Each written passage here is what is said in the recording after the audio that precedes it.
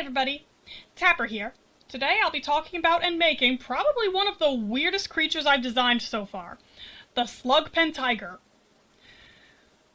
Yes, it's exactly what it sounds like. It's a combination of a slug, a snake, and a tiger.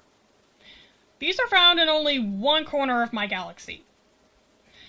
They will produce slime from between their scutes and from pores among their fur. They have eye stalks just like slugs.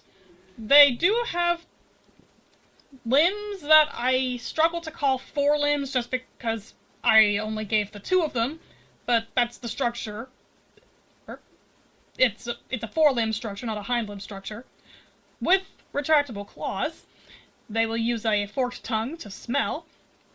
And while they're technically jawless, they do still have lots of sharp teeth, including the massive canines courtesy of the tiger. They sometimes get into territorial disputes with Lycodon snake wolf packs, and they will occasionally hunt Boiga Feloserpents. They also regularly will hunt other fusimals that I haven't made or talked about yet on the channel. As for what hunts them, and also answering the question of if they're edible or not, the snake wolves will attempt to hunt down the babies to try to take them out before they grow up large enough to become a threat. Scavengers will eat a dead one, and adults will kill unattended cubs sometimes, but, at least in the snake fusimal side of things, since I haven't moved on to the other fusimals yet, the only threat to an adult serpent tiger is another serpent tiger. These animals are not safe for human consumption, although they are occasionally hunted for parts. Now this was not a very long TED Talk about the animal itself, so I'll talk a little bit about the stream in which I had made this creature. I had put out a suggestion list for what I could make, and I got chosen to make the more complicated one of the lot. The person who made that suggestion had also picked out colors where I didn't have all that much of the colors to begin with. But it was fine. It was a very nice challenge, actually. It meant that I had the chance to try and keep things worked fairly small.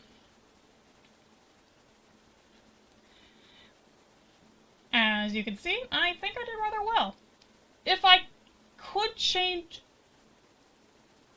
one thing, I wish I could have made the eye stalks just a little bit longer.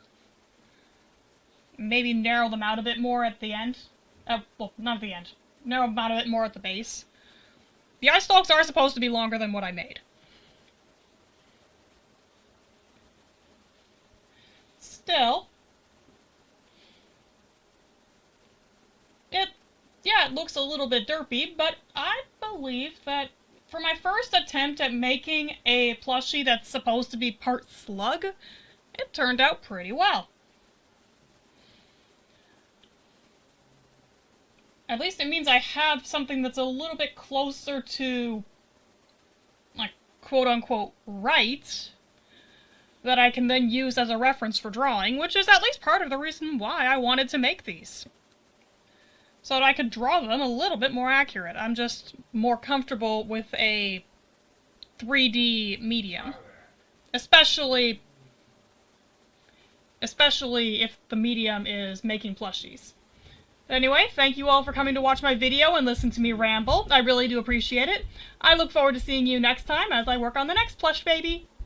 Bye!